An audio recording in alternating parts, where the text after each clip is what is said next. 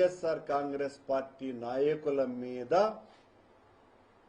ఏదో ఒక నెపం మోపి వాళ్ళ మీద దాడి చేయాలా అన్న ఆలోచనతోనే అంబటి రాంబాబు గారు తను అన్నటువంటి మాటలకు క్షమాపణలు చెప్పినా కూడా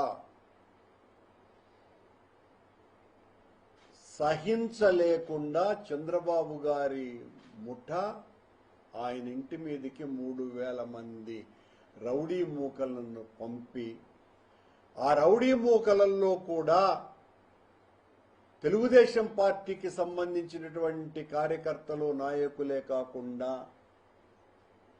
యాంటీ సోషల్ ఎలిమెంట్స్ ని పురికొల్పి జోగి రమేష్ ఇంటి మీద రాంబాబు గారి ఇంటి మీద దాడి చేయించిన మాట పచ్చి వాస్తవం.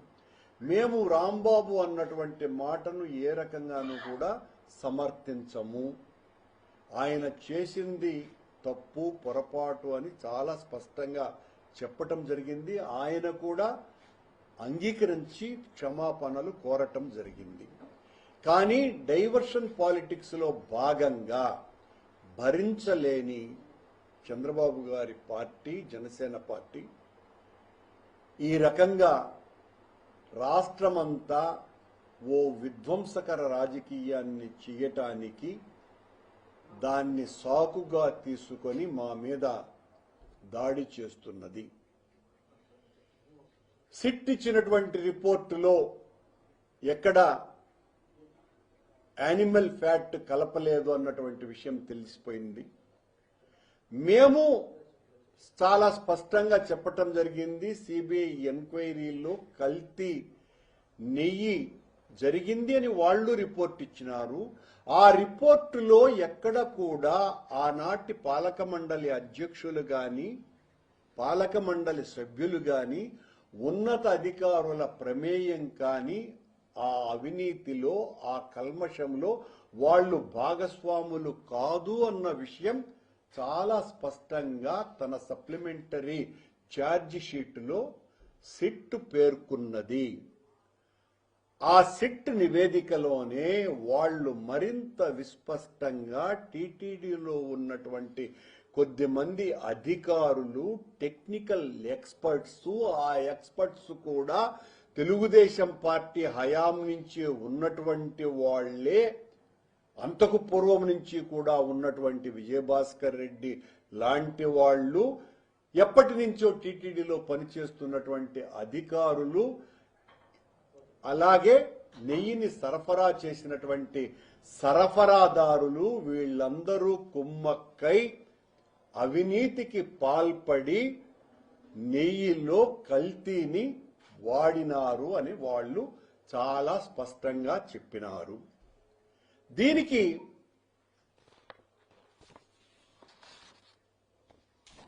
ఏ కంపెనీలైతే నెయ్యిని సరఫరా చేసినాయో ఈ కల్తీ నెయ్యిని, ఈ బోలే బాబా డైరీ అన్నటువంటిది 2018లో దాని పేరు హర్ష్ ఫ్రెష్ డైరీ. ఈ హర్ష్ ఫ్రెష్ డైరీ 2018లో చంద్రబాబు గారు ముఖ్యమంత్రిగా ఉన్నప్పుడు టెక్నికల్ శాంక్షన్ దానికి వచ్చింది. ఆ తర్వాత వాళ్ళు టెండర్ వేయటం జరిగింది. టెండర్ వేసిన తరువాత చాలా ముఖ్యమైనటువంటి విషయం, 291 రూపాయలకు కేజీకి టీటీడీ ఈ హర్ష్ ఫ్రెష్ డైరీ అనే బోలే బాబా డైరీ నుంచి టీటీడీ నెయ్యిని కొనుగోలు చేసింది. అంటే చంద్రబాబు గారి సమయంలోనే ఈరోజు నిందితుడుగా సిట్ పేర్కొన్నటువంటి కల్తీ నెయ్యిని తయారు చేసిన ప్రధాన నిందితుడైనటువంటి బోలేబాబా డైరీ చంద్రబాబు టైంలో కూడా నెయ్యిని సరఫరా చేసింది అన్న విషయం సిట్ స్పష్టంగా పేర్కొన్నది. అలాగే ఇంకొక నిందితుడుగా ఉన్నటువంటి ప్రీమియర్ డైరీ అన్నటువంటిది, వీడు కూడా ఈ కంపెనీ కూడా కల్తీ చేసింది అన్న విషయాన్ని వాళ్ళు చెప్పినారు సిట్.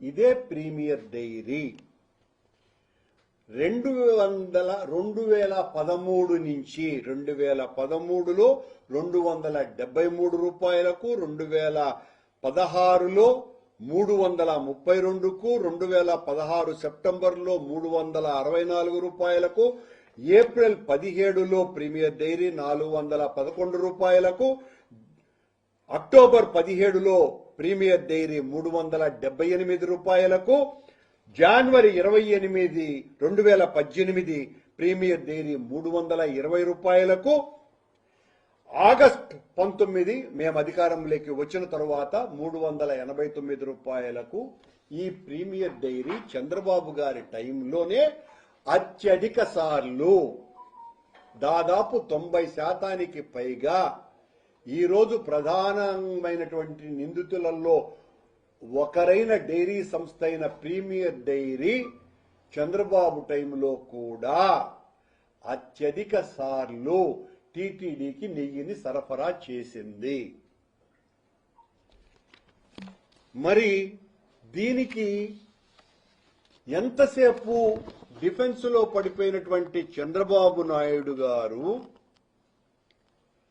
ఏమని మాట్లాడుతున్నారు ఈ రోజున? యానిమల్ ఫ్యాట్ కలిపినారు అని చెప్పిన తరువాత సాక్షాత్తు సుప్రీంకోర్టే మిమ్మల్ని మీరు ఇలా మాట్లాడటం మంచి పద్ధతా అని ప్రశ్నించి వాళ్ళు సిబిఐ నేతృత్వంలో సిట్టును ఏర్పాటు చేసినారు. అంతకు పూర్వం వీరు మాట్లాడడం జరిగింది. మొదట జూలై నెలలో 2024లో శ్యామలరావు గారు ఈవోగా వెజిటబుల్ ఆయిల్ కలిపారు అన్నటువంటి రిపోర్టు ఎన్డీడీబీ నుంచి వచ్చింది అని ఆయన చెప్పటం జరిగింది. ఆ తర్వాత ముఖ్యమంత్రి మాట్లాడిన సెప్టెంబర్ 18 తర్వాత సెప్టెంబర్ 23వ తారీఖున ఇదే శ్యామలరావు గారు ఎన్డీఆర్ఐ రిపోర్ట్ వచ్చింది, దాంట్లో అనిమల్ ఫ్యాట్ కలిపింది అని చంద్రబాబుకు వంత పాలుకుతూ చంద్రబాబు ఆయన చేత మాట్లాడించటం జరిగింది. కానీ సిట్ అంటే సిబిఐ ఎంక్వైరీలో అదే ఎన్డీఆర్ఐ రిపోర్టు మళ్లీ పంపించిన తరువాత ఇలాంటి అనిమల్ ఫ్యాట్ కలవలేదు అని వాళ్ల ఛార్జ్ షీట్ లో, మొన్న సప్లిమెంటరీ ఛార్జ్ షీట్ లో వాళ్ళు చాలా స్పష్టంగా కోర్టుకు నివేదించినారు. ఇప్పుడు ఏం చెప్తున్నారు? చంద్రబాబును మోసేటువంటి ఈ పల్లకి మోతగాళ్లంతా ప్రసార మాధ్యమాలు, ఈనాడు, ఆంధ్రజ్యోతి, మరి అనేక టీవీ5 ఇలాంటి ప్రసార మాధ్యమాలన్నీ కూడా సిట్ను ప్రశ్నిస్తున్నారు, సిబిఐని ప్రశ్నిస్తున్నారు. మీరు అలా చేయలేదే, ఇలా చేయలేదే, ఇలాంటి ఎంక్వైరీ చేయలేదే.